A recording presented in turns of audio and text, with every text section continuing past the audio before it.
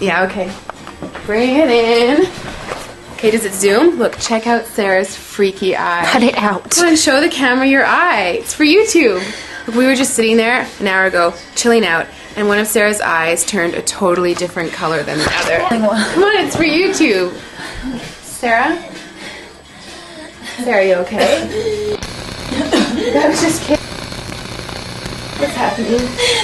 Sarah?